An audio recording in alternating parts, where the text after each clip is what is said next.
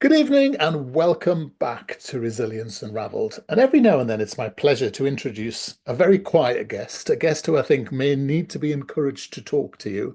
Someone I think who's maybe shy, maybe retiring. No, it's not. It's Dane Johnson. Evening, Dane. How are you? Russell, thank you so much for having me. I'm great. Blessed to be here. Thank you everyone here. Let's find resilience. Let's find impact. I hope we can change some lives today. So, Dane, tell us a bit about yourself. Where in the world are you? Let's start there. So I live in Newport Beach, California, which doesn't Ah, require a lot of resilience, Russell. It really no. doesn't live out here. But I was raised in Virginia and I went to school in South Carolina and I lived in Europe for a little bit. I lived in New York City, LA, Miami, and so I've seen a little bit of the world and tried a few different types of lives. So, how come you were shooting around the place? Were your parents, children in the military or something? Well, when I was younger, I was raised in Virginia, but no, I actually did this all when I got to the age of about 22, and I got into acting. And so I was living in New York, or I was living in Hamburg, or I was living in Miami, or I was living in LA. And I kind of just followed. It was a way to see the world in my early 20s and a way to just get experienced. And I'd have certain people who would hire me for print modeling shoots or commercials, or I was a terrible actor, by the way, Russell. I mean, I did not do well with that. But yeah, so I traveled a lot, and that's actually when I got chronically sick, and that's when I started dealing with a life-threatening disease, and my life completely changed. So we're talking about Crohn's, colitis, that sort of thing. We're in the IBD, those sorts of areas. So for the people who may have never heard of this subject, just tell us a little bit about that. So there are forms of inflammatory bowel disease, Crohn's disease, and ulcerative colitis. They're considered incurable. There's chronic inflammation in the bowel, and where that inflammation is will dictate the diagnosis. Ulcerative colitis is predominantly the large intestine. Crohn's disease can be everywhere, but predominantly the small intestine. Small intestine's about 18 to 20 feet of length. Large intestine's about 8 feet, maybe up to 10 feet in some people in length. So it's matters around that. And there are different forms from that, lymphocytic colitis, pancolitis. And all of that just led to a life that was just very difficult. I mean, Russell, can you imagine? You're trying to make your way as a young man. Am I going to go to college? Am I going to work here? Am I willing to work hard? Am I willing to stay in shape? But I couldn't eat food. I couldn't have a sip of water without 20 bloody bowel movements a day. I went from Mm. 190 pounds, which is like, I think it's like 91 kgs for all my Yeah, Europeans. And I dropped to 120 pounds, which is about 58 yeah, kgs, something like yeah, that. very slim. And I'm 6'2", 6'1.5", honestly. Wow. I gotta stand a little straighter. And so I couldn't eat food. I couldn't drink water. I couldn't absorb nutrients. And then I couldn't properly evacuate bowel movements. So I'd get all this blood and mucus and urgency and cramping, which caused you to go to the bathroom multiple times. And then I go Yeah, to the doctor and they couldn't figure it out. So they were saying, yeah, it's a chronic disease. There's nothing you can do about it. Here's biologics, here's steroids, here's antibiotics. We probably need to cut out your colon, attach a bag to your stomach called a stoma bag. And that's going to be life. You're going to be on medications for the rest of your life. You might have to go on disability. You might need to move in with your mom. And really what I was hearing, which they weren't saying, Russ, when some people, they say it under their tongue in a way, it's kind of yeah, getting to that. So Mayo Clinic, UCLA, these big hospitals were basically just saying, you've got a disease. There's nothing you can do about it. Better luck next life. yes. And it's interesting, isn't it? Because when people think about the bowel, we forget, don't we, that it's part of a longer system. It's part of a bigger system in our bodies. And I often find that people, especially experts, they look at one bit of your body, say, look at the, I don't know, your toe, and they forget it's attached to a knee and a hip and such like. And it's the same thing with Crohn's, isn't it? That it's actually attached to the gut, it's attached to other bits of the body. And often it's not just a condition that is in one place. It sort of presents in one place, but it occurs in other places as well. Is that fair? That's exactly right. So you can get obscure symptoms like eye issues. You can get rosacea, eczema. You can get abscesses, like these almost like welts and pus growing on different Mm. parts of your body. You can get fistula tracts where there's an open wound inside of your body and then it's trying to leak out the side of. So it's like from parts of your large intestine leaking out your back or your stomach or your anus. You can get the severe headaches, arthritic pains. And so the problem here is that it's in the gut, and the gut is the second brain. 70% of the immune system lives in the gut. So you have this immune system reaction. You can't eat food. You can't be away from a bathroom if it's really severe like mine. Mine was life-threatening, so I was like the top 1% most severe IBD type of client. And I nearly killed me at the age of my 27th birthday in 2014. And so, yes, it can happen in multiple ways, and then no one can figure it out. And my parents, most family members have never heard of it still, or they're just Yeah. coming about to know it. And you just don't know what to do. You think it's the food, you think it's the stress, you don't know if it's maybe a vaccine you shot. It's perplexed, and it's happening to people who were perfectly normal beforehand. Because before Yes. 18, there was no one in my family, no genetic component, And there nothing. often is, to be fair, isn't there? There is often a genetic component or a, Well, that's an interesting subject, Russell. Is there a genetic component to the epidemic of autoimmune disease? So if we even take this conversation a little broader from Crohn's and colitis, mm, let's say a person listening got sick, but no one in their family history had that same sickness. What's going on? So an mm, epidemic always has to be environmental because it's the nature of what epidemic is. It always has to be something in the environment. When you see a 100% growth in a diagnosis of a disease over a span of 10 years in a population, it can't be genetic. It has to be environmental. But on the second or third generation, the genetic component comes into play. yeah. Because let's say I have ulcerative colitis, my parents never did, my grandparents did, their grandparents never did. The disease didn't exist till 1950, Russell. Well, it existed, it just wasn't categorized, wasn't it? Well, no, they called it, well, there was a few rare instances that they were starting to call it Crohn's or ulcerative colitis, but they had instances especially in Western world, of what's called Johne's disease, where the cows were developing Mm, these issues, bloody bowel movements and issues around that. And so they named it after Dr. Crohn, who was studying it in the 50s. So, so as the generations go on, my point is now comes in, oh, it's genetic. I see. But it wasn't, it's on the first ever. So there was an environmental factor. Now, environmental factors, I think, creating this adversity of autoimmune disease and this epidemic. Antibiotics, I would say environmental toxins, Yeah. microplastics, chemicals, glyphosate, and being breastfed or not, vaginal birth or not. Yeah. I think we'll see what happens in the United States, but they're starting to do deeper research on what is happening with vaccinations in relation to all sorts of issues. And so I think Well, it's there's a very dangerous theory in the States that says actually epidemics don't really exist because if you have a healthy body, you wouldn't acquire a condition like yours. And it's an interesting problem there, isn't it? So basically we don't really know the cause. Is that what you're saying? There's just it's part of autoimmune, or does it have its own classification, its own origin in the body? IBD is considered autoimmune. So it's for me, IBD equals IDK when you go to the doctor. Yeah. I don't know. Yeah. And autoimmune is all that.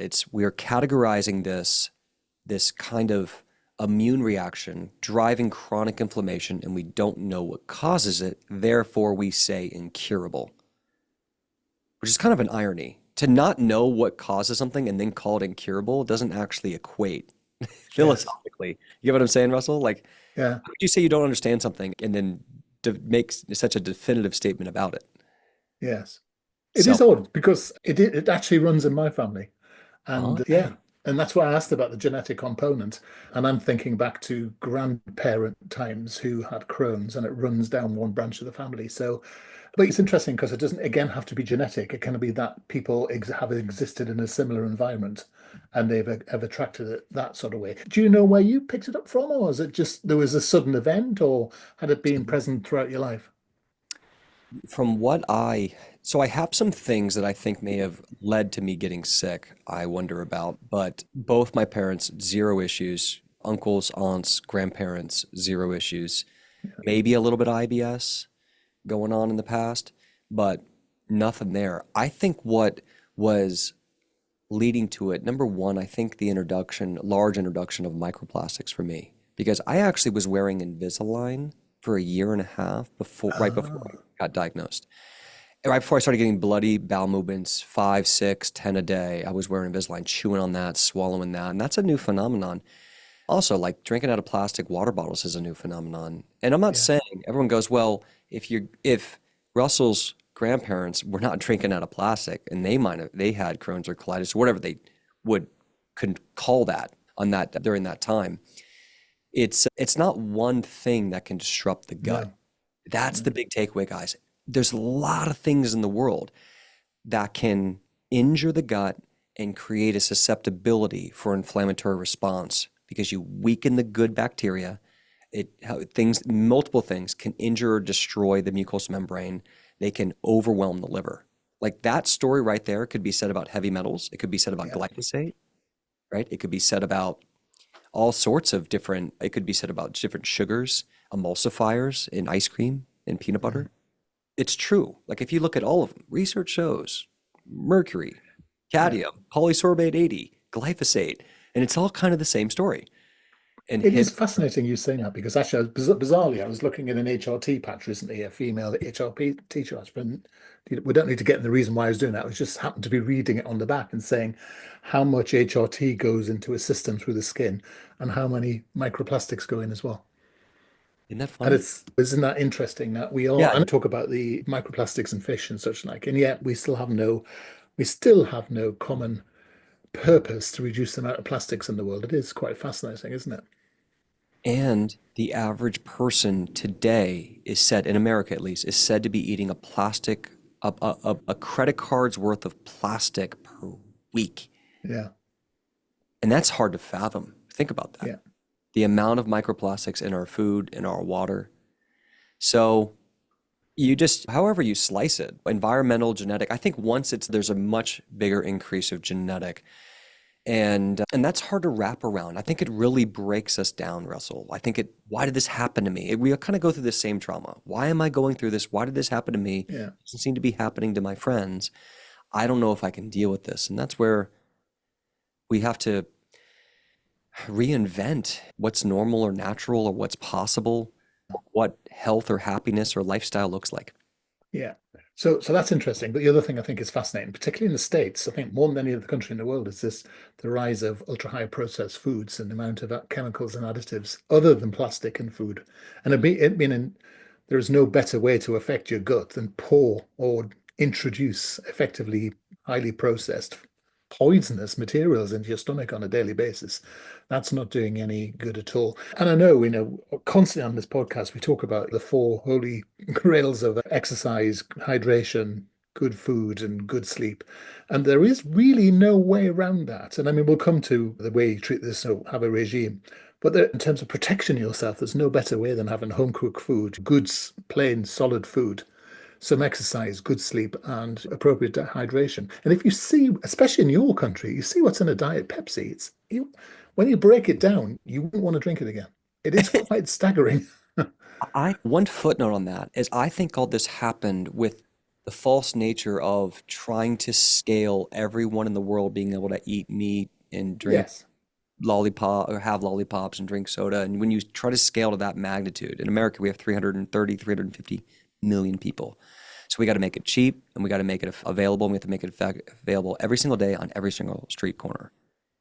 And I think that's where it just broke. You mix capitalism with that kind of convenience because convenience and capitalism usually come at the expense of health in a great way. Yeah. Yeah.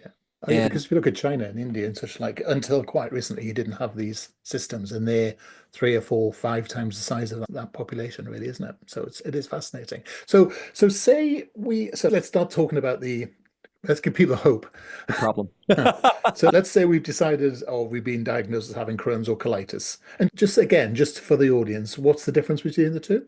So ulcerative colitis is localized to the colon. Crohn's disease could be widespread from the mouth to the colon, but it's indicative of the entire GI tract. Right. Crohn's disease also, we have IBD panels, like people with Crohn's tend to have a high anti-Saccharomyces cerevisiae antibody, which is a type of yeast. So Yeah. 70% of people with Crohn's have that. So you can look at different antibody panels. You can do a colonoscopy to check. And then there are other versions that are beyond this, but those are the two main forms of inflammatory bowel disease, not to be confused with irritable bowel syndrome. But No. in my Can you opinion, just define the difference for IBS for us as well, and Dane? Thanks. yes, IBS, irritable bowel syndrome, versus IBD, inflammatory bowel disease, is essentially really if they're finding chronic inflammation in the GI tract. If they take a sample, they do a stool analysis calprotectin, or they take a sample of a colonoscopy, endoscopy, or visually see something, they're going to call it IBD. If they see inflammation, ulcers, bleeding, damage to the gut lining. They're more likely going to call it IBD. If they don't see anything, they're going to say you have IBS. And IBS is a little bit more ghostly, and I believe IBS can turn into IBD. We've had many members who said I had IBS for years, and then they finally diagnosed me with a form of IBD. Yeah. So I personally see IBS as like pre-IBD, and I would venture everyone to start taking action on the symptoms. Don't take actions on a diagnosis. That's a reactive way of living. In my opinion, I think we need to be proactive, that once you feel a symptom, you start acting. Don't wait for the labs. Yeah, and it's interesting you say that because as a hypnotherapist or someone with experience in that field, did have, hypnotherapy is great for IBS because some of the symptoms of IBS are oxidative stress, aren't they? The lifestyle factors and how we are treating ourselves cognitively.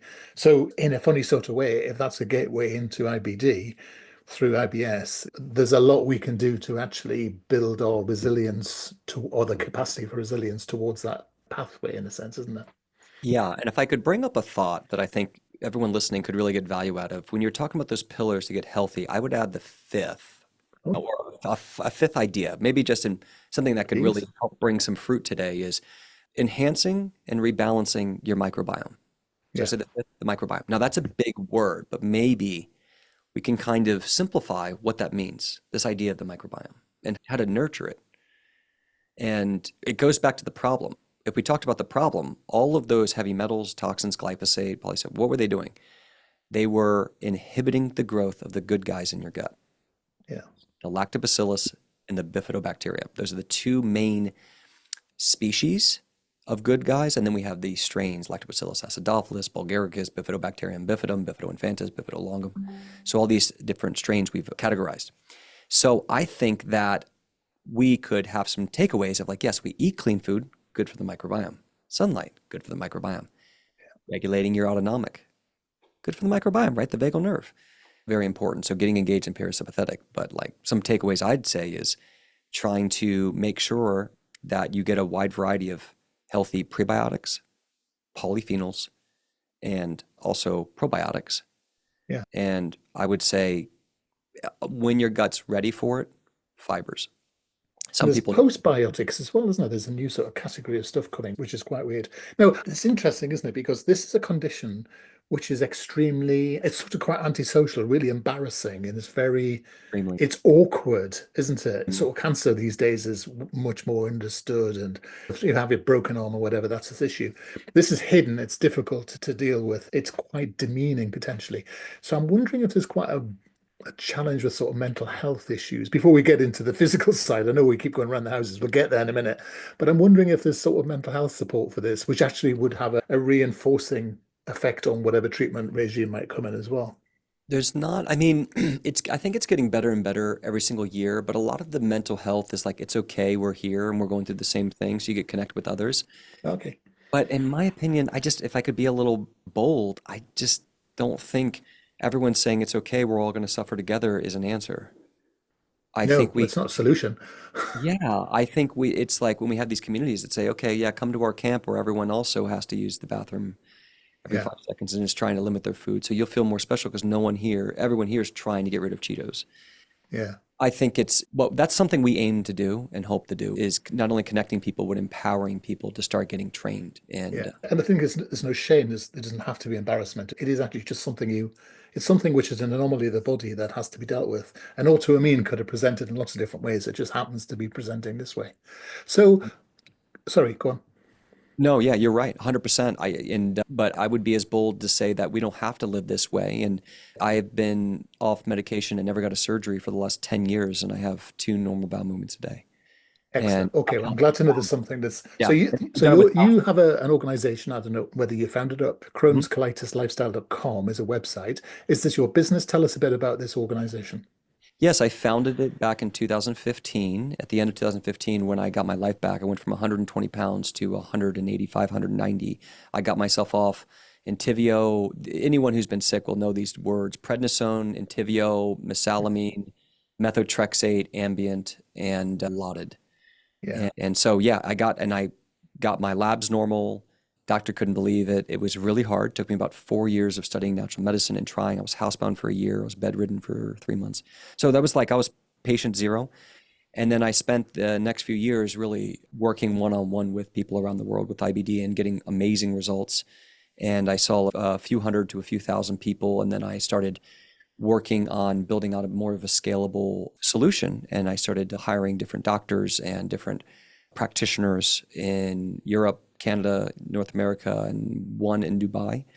And we've been working together for about 6 years, 7 years. And we now see about 200 IBD clients a week. And the things that make us unique, and I think for real success with any autoimmune or finding real success in just the problem of disease is your plan has to be customized. So we only customize.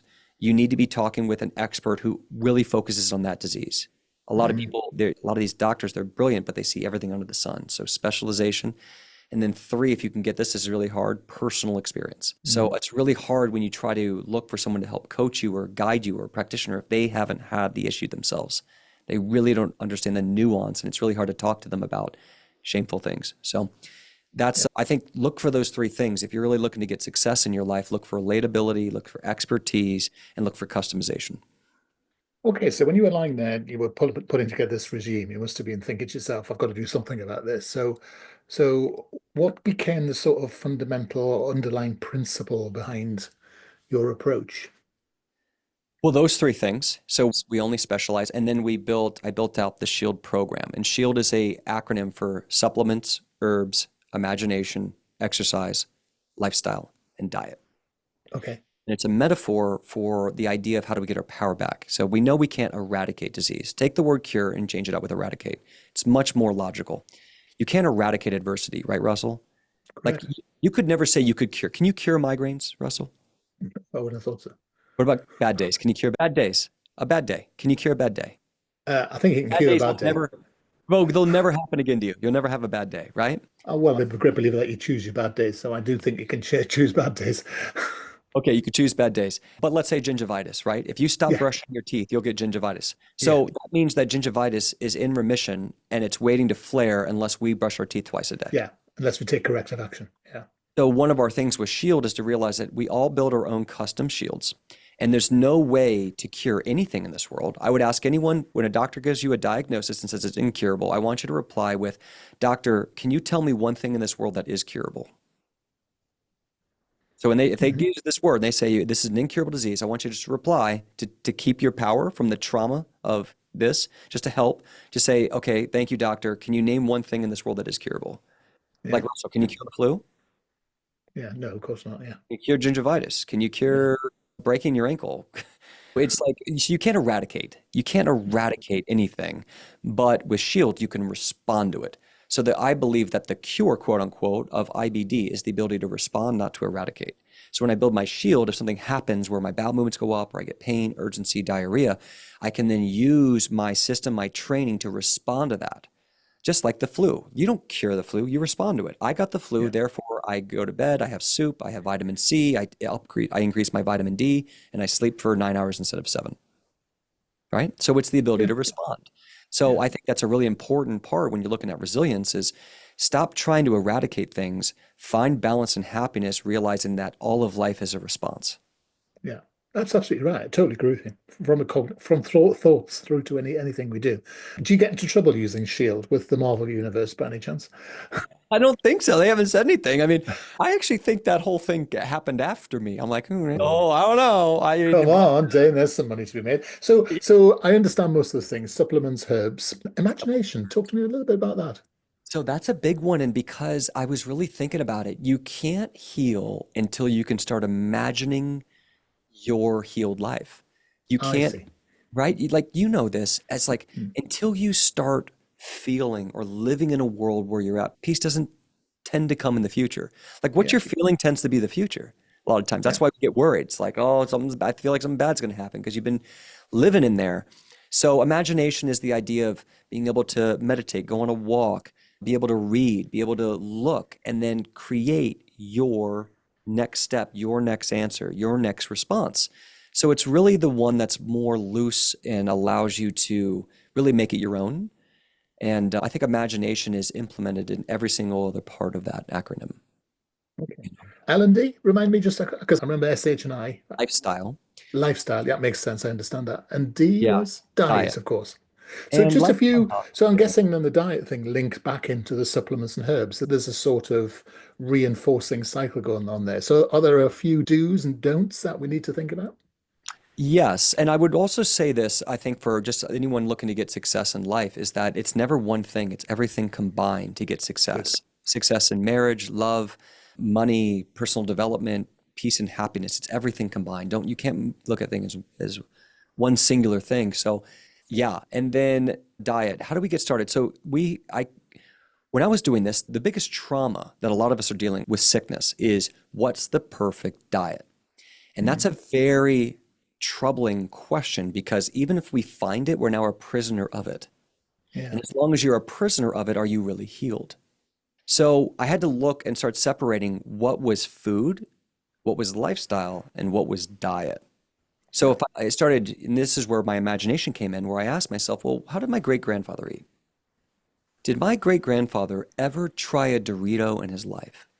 Yeah. Good And point. and the question is my life better in any way because I have access to a Dorito than his? And I started realizing, wait a minute, I don't think I'm any happier or have any better of a life than my great grandfather because the world has introduced the Dorito. So I started divorcing this idea that modern conveniences were making my life better. And so my diet, the diet idea was to start realizing, okay, that certain things that I thought were food are not actually food. I'm going to restrict myself from modern conveniences like bread. I don't think bread is really bread anymore in Yeah. America. It might be in I Italy, agree. but it's not in Oh, America. yeah. Yeah. So it's like, how do I start with my diet? And it's actually funny because as you go through the Shield program, we actually train you to let go of a diet and just focus on lifestyle. Yeah. Because I believe that eventually, if you just eat like your great grandfather from a local farm and you cook your own food and you learn how to prepare food properly, you fix the gut. So once the gut gets fixed, digestion, mucosal membrane, the microbiome, and your drainage pathways, especially your liver and lymphatic. So if I do all that, then I can start reintroducing. And Russell, that's how I would say this and put this thought of this diet. The first diet I was on that ever gave me any kind of results was predominantly like meat and smoothies, elemental smoothies, so pre-digested Mhm. food, and then grounded down meats that were really specific in the amount of fat because I couldn't break down fat. I had no bile production. So I used that and I put it in everything in my shield. So I built a really specific, strict diet that allowed for increased absorption. So the rules are food should only do two things. If it doesn't do these two things, it won't work. It has to increase Mhm. bioavailability and it has to eliminate an inflammatory response. Good. Yeah. Makes sense. Kale might be nutritious, but it could cause inflammation. Kanji might, or basically pudding rice, may not have nutrition, but Mhm. if it doesn't cause an inflammatory response, it is therefore better in food philosophy than the kale. Yeah. So Yeah. That that's makes the sense. idea. So food philosophy, increase nutrient absorption, eliminate inflammatory response, and then you have to be careful of food mixing. So the idea of food philosophy we teach it with the diet is you should be able, Russell, I want you to look at any plate of food and assess its risk based on what's going on with you. Yeah. The more I teach you that, the more you can go at any time in your life where, let's say you go to a wedding, champagne and cake, right? Champagne and cake, it's Christmas, you just got the flu, you're under stress, you're not sleeping low, your vitamin D low. You go, I'm not having champagne and cake. Summertime, vitamin D is great, stress is low, gut's been great, bowel movement's looking great. You say, give me the champagne and cake. So you get to assess the risk of anything at any given time. So I take that idea and I then deepen the roots and I teach you how to do it in all forms of life and estimate how healthy your gut is for you to celebrate. We never cheat, we celebrate. Hey, see, and this is interesting, see, because you're talking, if you don't mind me saying, absolute common sense in the sense that everything you say. So what you're saying is applicable to anything, isn't it? Really, Thanks, Russell. it's because I know there's an Appreciate that. American trend at You're this. So right. Russell, can we you're call it right. It's common can we sense. can we call it radical common sense, and then we You know can what it brand is? that and It's when you get rid of the trauma and you just start yeah, thinking truth, you're thinking, like, this is just, but we're stuck behind the trauma of having an incurable disease and I'm having 20 yeah. bowel movements today and I'm about to get surgery and the biggest doctors in the world are telling me there's nothing I can do about this. And my point was it was that in a sense that this can apply to anybody. And what you've just said there is at the absolute point of understanding our biome, isn't it? Is that it changes, and people have this fixed idea that I think diets like Michael Mosley, the fast diets, the low carb things, to say basically this is a regime. You follow this regime, and it doesn't matter where you are in your life, what time of the year it is, which climate you're in, which country you're in. there is a one size fits all. And this is why there are so many diets, because it's predicated on the idea that there is only one solution. And what you're saying here is that there is a sense of, there are a number of indicators, there are a number of variables, and you have to adapt those to the situation and the body that you exist within. And then you can actually have quite an informed conversation. And it makes it interesting as well, I'm guessing, when you're going through life to be thinking a little bit more imaginatively, to use your word, about how your lifestyle works using these different areas. I love you, Russell. That's exactly it. You get it. Because what we're doing, Yeah, what I'm doing is everyone I was looking at, because I followed these famous diets and I was out there and I was trying all this stuff. And it's like, I don't want to raise the flag of carnivore. I just want to be healthy. I don't want to raise the flag of vegan. I just want to be healthy. So I yeah, built a solution that was using common sense foundations of how to assess questions around trauma of disease. And I did it from a point of view of having that same disease and having one of the worst cases of it. And then yeah, showing how you can just look at it. Like, how do I get rid of trauma? How do I think about food? And because the answer is never the same for all of us, we need a foundation of how to think about it. yeah. So I got And this rid is of what, the one size fits all and I built a yeah. foundation to prime people for success. And this worries me about some of the biohacking supposed gurus who are basing some of their solutions on very thin science, very thin ideas. And actually, they're not talking as you are about a little bit more imaginatively about where this comes from. So I know you have a program, you talked about Shield. So what I'm guessing what you're going to say something along the lines of that you work with someone who's going to blend the sort of lifestyle that you want. You're going to have a to and fro about how you want to live your life. I'm telling you what's in your program, but it might be quicker if you just tell us what's in your program. I'm trying to Well, guess it rather than you just tell us. I want everyone to know I'm here because I want to make a difference and I want to have impact in your lives. And I want to send you some love real quick and just realize that healing is possible. It's hard, but it can be done. And what we've done is we've just looked at this and attacked this problem and dealt with thousands and thousands of people with IBD. And we're really passionate about it. And we have more testimonies than anyone in the world. There's not a doctor or clinic, a hospital that has more results than we do and around IBD. And we just stay in our lane.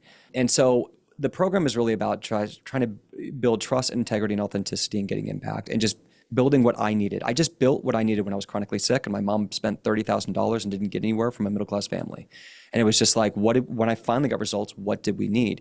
So when you come in, you do get a private coach, and the coach builds your plan for you in the beginning. So it's hybrid of training where you get self-empowered, community where if you in our program you can join and 5 minutes later you can talk to over 2,000 people who all have IBD and just chat with them. And that's a huge integrity point. When you join a program, if you can't ask anywhere you go, can I talk to other members? If they limit your ability to talk to other members, I'm very worried about the integrity of what they're doing. Because if Yeah, they have a 30% refund rate and all these unhappy people, you're going to hear it pretty quickly. And so you get in, you can talk to any member. So our success rate's like 90% and of getting people massive life-changing results within 3 to 4 months. And the 1 out of 10 is like we deal with ER, life-threatening. I mean, of people have been course. sick since we're 3 years old. I mean, we don't walk on I'd be water. more suspicious if you said it was 100% Yeah, because we don't everyone walk has to on have a water. margin of error, don't they? Yeah, and we're trying really hard. And the problem with impact, I also say, Russell, with everyone from a CEO's point of view, is impact is you can burn your team out trying to really be the highest impact. And people make McDonald's drive-through marketing health programs because there's a lot of money in it and doesn't Yeah, you could scale and you can just live in Monaco and work 20 hours a week. yeah, And that's just we work hard. I mean, I'm the CEO, I work 60 hours a week still. And sometimes I'm like, oh my God, what am I doing to myself? yeah, But our impact is massive. So the program is like, yeah, you get a coach who's there to say, you don't, whether you're new to this or you're a doctor who has a lot of training, we can work with you. And you're gonna have a plan within about 2 hours on your call. You're gonna have a daily plan set up for you based on your life. What you're gonna take, what you're gonna eat, why, what kind of, if you're gonna use biohacking therapies, what you're gonna maybe do for your nervous system, new exercise. We're gonna put that out for you and we're going to build it and then we're going to help do it with you, okay, for the next few months. And then from there you have the community forever. You can keep going with your coach or you can not. You can do all sorts of stuff. So we help build your shield with you, but in the beginning we do it for you, so it saves a lot of time and a lot of effort. And then when you come in, we basically give everyone a budget for supplements. So when you come in, you don't have to then spend more money on a bunch of product. And we ship we ship all around the world. And we only use products that we've used with hundreds, if not thousands of people, specifically with IBD. Very specific probiotics, very specific drainage, very specific microbiome, digestion, parasite, binders, all of it. And Can I just jump in? Because one of the things I really like about the marketing on this thing is that you talk about, you identify undiscovered root causes. Now, I think that's a here real they are. added value. Go on, tell me. Okay, I know everyone's interested. Okay, so there's layers of what the problem is. So there's really 5 different pathogens that are driving inflammation around autoimmune, and it can come as IBD or others. But it's going to be mold, candida, parasites, bacterial, and viral. Okay. So like for me, the doctors never told me, and this is something I always say, I was sick for years. I was put on every medication. I was put on a antiviral chemotherapy. Why? Because we finally found cytomegalovirus, and it was the reason I was dying. Why weren't the antibiotics working? They were weakening my immune system, allowing the EBV and CMV to go rampant. What do you think the immunosuppressant was doing to those viruses? It's suppressing my immune system to that I cannot even fight the virus. That's why I almost died. So it was like years later. It's like, this is why I almost died. So I found cytomegalovirus. Doctors never told me. And the thing is, the worse you get, Russell, the longer this goes, these infections tend to allow each other to grow. They compound. Yeah. Like if you have SIBO, you are eventually probably going to get candidiasis. Yeah. The overgrowth of candida. Candida is naturally in the colon. But when your environment and the stress and the bacteria gets overwhelmed, it creates an environment for the candida to proliferate in the colon, causing colonic dysbiosis and eventually lead to SIFO, small intestine fungal overgrowth. So if you just suppress it, if you just cut it out and you don't deal with the microbiome, that element we're talking about, it just festers and it gets worse and worse. And that's why people are saying, I can eat less and less as the years go on. I have to be more careful of stress. My body can't handle any stress. I've got to be more careful of how I sleep, what I drink, if I can travel or not. It's proliferating, the microbiome issue. So what happened with me, Russell, is I got all 5 of these pathogens at some point. Because the environment, now if I eat any food, I have such poor stomach acid. I've put so many ulcerations from the H. pylori, the SIBO, the backed up liver, that now it's so easy for parasites, microscopic parasites, to get past my digestion. Yeah. So I eventually found Blastocystis hominis and Cyclospora parasites, which are linked to inflammatory issues and urgency and diarrhea and cramp and blood in the stool. I found massive candida, I found parasites, I found the virus, and then I eventually found black mold in my house, which 3 mold remediators tell me I didn't have. Goodness. I mean, I could go on, Russell, we could do an hour and a half on what I found. So you have pathogens. Now, here's the thing, Russell. This is a great question for people to think about. Why is it I'm reacting to parasites, which are found in wells and farms, when 200 years ago, everyone drank well water and lived on farms? Yeah, exactly. Microbiome, the environment in the gut is no longer able to handle these parasites. We're becoming weaker to these parasitic issues. So you got to take it with a grain of salt, but we've got to re-empower this. We have to divorce Western world lifestyle and we have to start to live more like it. We have to infuse the ancient way of living from local farms, good air quality, get rid of the EMF, get rid of the, and be careful what kind of mold's around you. Because mold's in a forest, Russell. You go into a forest. It's natural. Right? Exactly. It's common sense, Russell. You get it. So we got the viral, we got the candida. And did EBV just come up 10 years ago? No, it's been around for a very long time. So we have the pathogens, but the pathogens get worse when other problems come along. And so another big issue is going to be the drainage systems. I can't tell you how big of a problem, and Russell, this is so big of a problem, drainage. Okay. Drainage just means, everyone, in simple terms, your body's ability to eliminate toxins. Right. That's it. It's just, think of a pond and a river. If you're sick, you've got a pond. We need to build you a river. Yeah. Okay? Drink from a river and drink from a pond. Which one you want? Which one you sipping on? The pond or the river? Okay. You got a pond in your going on. The 5 drainage pathways. Okay. There's 5 pathogens, 5 drainage pathways. We've got the liver. We've got the kidneys. We've got the ability to poop. We've got the skin. Okay. And then we've got the lymphatic system. Okay. So those are and that's the one that people really don't understand and don't think enough about, isn't it? Think of the lymph. Think about the blood vessels in your body. Everyone can imagine your heart is pumping to all these blood vessels in your fingertips, in your toes, everything. Now imagine that the lymphatic system runs parallel to all of those bloodstreams and through your organs. Yeah. Okay. But it doesn't have a heart. So how does it move? Mm. When you move, your lymphatic system moves, but that still doesn't work for the deep lymph. Oh, now we're getting advanced integrative medicine. It doesn't work for the deep lymphatic system.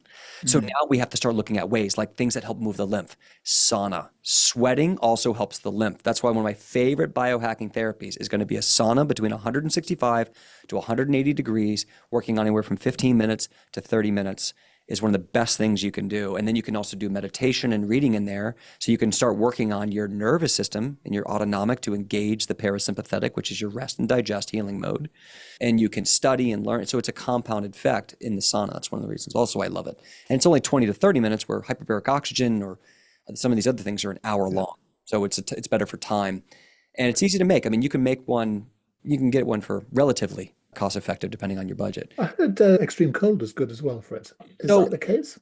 So we're now that brings up a discussion, which is a deeper discussion around environmental hormesis. And hormesis is this idea of a stress on your body done strategically that has a healing response or a building response. Like when you build a muscle, it creates tears in your muscles and cracks in your bones that then build stronger. That's why you want to use resistance training, because it slowly builds stronger bones, right? Yeah. So that's hormesis. So environmental is going to be things like heat and cold.